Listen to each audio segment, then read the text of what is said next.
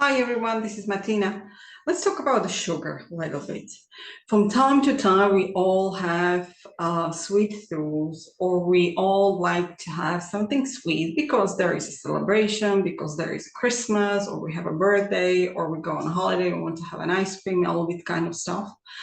So, and while that might be all right, if we keep the sugar on minimum amount on very little occasions during the course of the year, and given that we have normally a very healthy nutritional plans and the diets, right, that might be all right.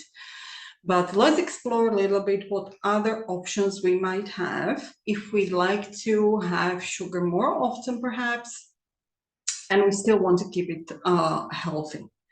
So first of all, let me say that if we have a sweet craving or a sweet tooth, the first thing we should reach for is fresh fruits. I mean, fresh fruit has fructose, which is the most natural sugar there is for us, right? But if we can't have fruit because there are some conditions that we can't have fruit, or when we'd like to bake a cake and still keep it somewhat healthy, what options do we have? So the list of options which are not that health favorable is longer. So let's start with that perhaps. Now we all know the most common sugar used at home, table sugar, the white or slightly brown or brown refined table sugar is most probably the worst sugar that we can reach to. It's refined from either sugar cane or sugar beet, depends on. Doesn't have any minerals or micronutrients, with perhaps exception of a little bit of magnesium. It's very caloric rich, and it absolutely doesn't have any nutritional value. In addition to that, and that is more important than the calories really, is extremely acidic, and it's creating environment which is supporting any kind of inflammation. And so people who are having any chronic inflammation, either in digestive system or in the joints, such as arthritis, for example, they definitely have to stay away from sugar, and not only from the refined sugar, but also from the other substances, perhaps, that I'm going to be talking about. So refined sugar of any color, really, or whatever name, that's definitely not something which is stimulating health or health supportive. So there are other sugars which are believed from some reason to be healthy or healthier. And that would be, for example, coconut sugar. That would be palm sugar, for example. However, that is not quite true. It's not true that these are healthier forms of the sugar by any means. Now, while they are not refined usually, or perhaps somewhat little refined, partially refined, and they do contain a little bit of minerals, it does not make them necessarily healthy or healthier. I mean, the minerals such as manganese, perhaps, and potassium and magnesium is so small that it's absolutely irrelevant to call these sorts of sugar healthy or healthier. It's still a sugar, and it's still a highly concentrated form of calories, and hence, since it's still sugar, it's still creating the acidic environment, and it's still pro-inflammatory. So the perception, from whatsoever reason, that any kind of palm sugar as well as coconut sugar to be healthier, it's not relevant. It's perhaps smart marketing, but that's it. That's definitely not something which is a healthier sort of sugar. So now, other way how we sometimes reach out to add sweetness to our dishes are syrups. And that is any kind of fruit syrup. It can be rice syrup, corn syrup, or high fructose corn syrup, or agave, that are believed to be perhaps less harmful, right? Now, all of these are having extremely high fructose concentration. and hence very sweet too. Now, while the sweetness is coming from a different sort as the table sugar, which is glucose and fructose, all these syrups are highly fructose concentrated. Now, we know that when we eat something sweet or sugar, that it does increase our insulin levels, right? And there are people who need to pay attention to that. And while we do it once in 3 months, I mean, it's all right when we do have very healthy nutrition normally. However, the problem becomes when we do indulge in this kind of sugar foods way too often. Now, fructose is metabolized somewhat differently than the glucose, and it is processed by liver. That is being basically where it's being transformed to glucose, right? So in addition that it will eventually spike the insulin levels, right, when it's transformed to glucose, it does burden the liver. And fructose, this kind of highly processed fructose in forms of any kinds of rice or corn syrup or even agave, which is believed to be healthy, it's not. It's absolutely not. So these kind of syrups are being added to all variety of foods, being it cereals, definitely goes for children, being it various sauces, various soups, powders, which are processed foods for preparation of the soups or whatsoever, to yogurt, sweetened yogurts, to breads and pastries and cookies, and you name it. So while it is rather can be quite cheap sweetener, it is definitely not healthy. And if you do use agave, for example, for sweetening your dishes, you may reconsider this, because you are not doing any favor to yourself, and you are not really in the best belief that you are doing something healthy for yourself. It's not really true. So all these syrups, which we might purchase as a standalone or are being added to all variety of products, are definitely not healthy. And because of the reasons which I have mentioned, highly concentrated fructose without any minerals, without any vitamins, very calorie dense, burdening the liver, in addition that it's increasing the insulin levels and basically has our pancreas to work, right? So that will be syrups as one category, which is also need to be basically more or less taken out or not considered as healthy as at least. So what about sweeteners? Because sweeteners are also many times used as a substitute of a sugar. And while there are people who are having insulin issues, being it diabetics or being simply insulin resistance, they would need to look for different ways how to sweeten the dishes, because we like to have sometimes the sweet flavor or the taste in our meal. So there are few artificial sweeteners that are being used.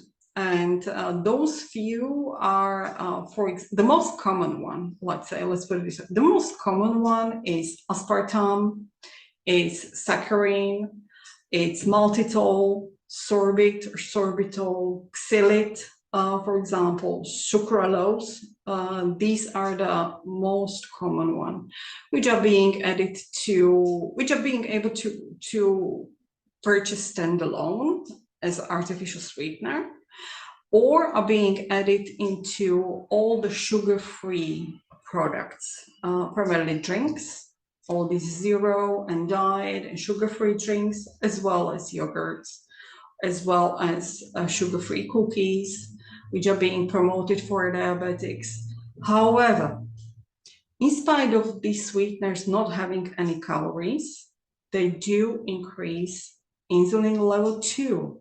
So as I have said, when we eat sugar and when we eat glucose, it does increase and spike our insulin levels and hence more or less burdening the pancreas, right? These sweeteners, which I have just mentioned, do also increase insulin levels and also do burden pancreas. However, in addition, they need to be processed by liver, and it makes the liver even work harder than any other stuff to get rid of these artificial, I just underline artificial sweeteners. So they are not having any calories, all good. However, it doesn't mean that they are good for us or that they are healthy. They are not. There are other ways how can we add sweetness to the dishes which are better and perhaps healthier than all these which I have mentioned. So once again, aspartame, saccharin, maltitol, sorbit, xylite, sucralose are not the most suitable way of non-caloric sweeteners. They are not healthy, and they are basically burdening all the other environments in our body. So that is something which we also should not be using. So what are we left with, really? So if we can't have the fruits, what else can we use, which is more or less healthy and can sweeten our dishes? First and foremost, and the most healthier way or product we can use to sweeten the dishes is honey.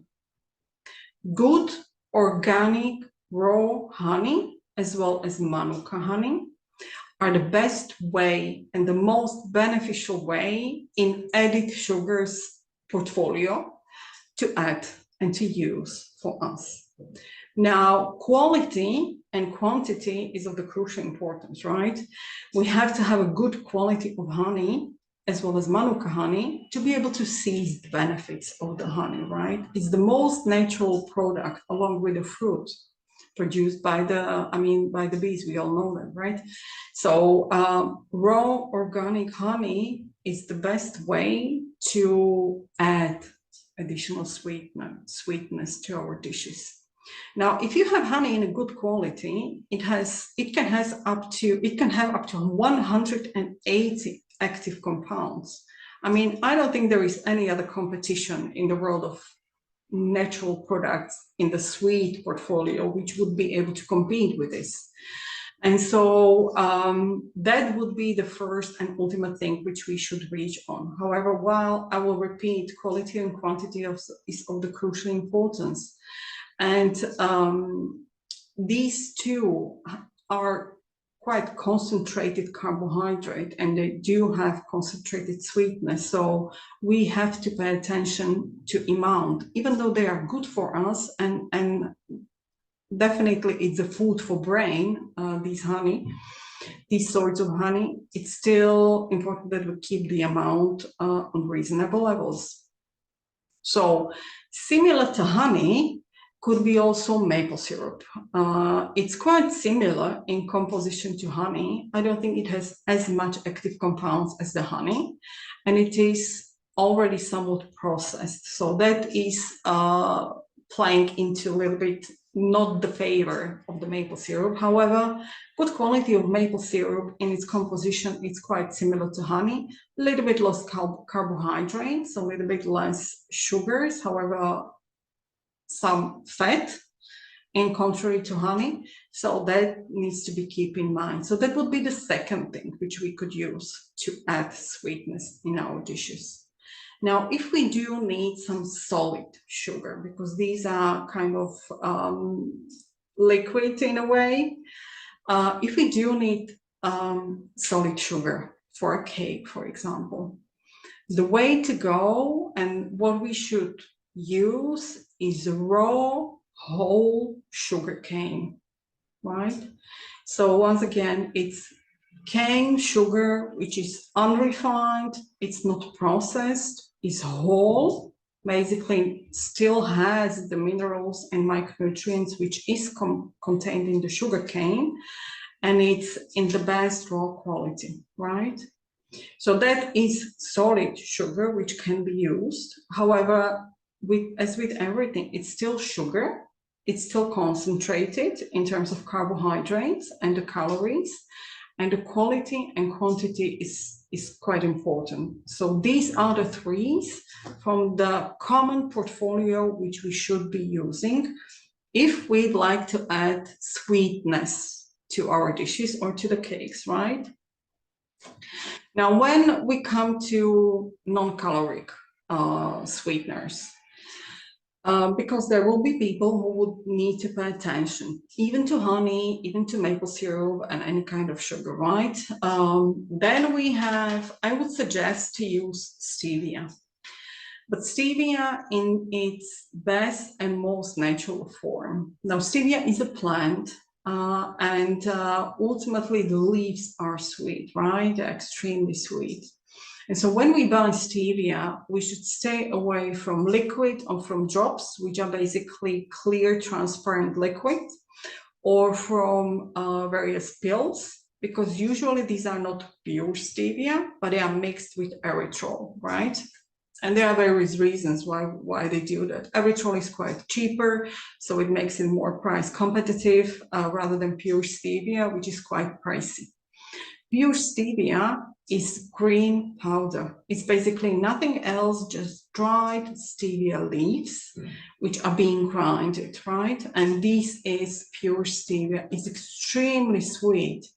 And if you perhaps overdo it in your dishes, it has kind of artificial aftertaste.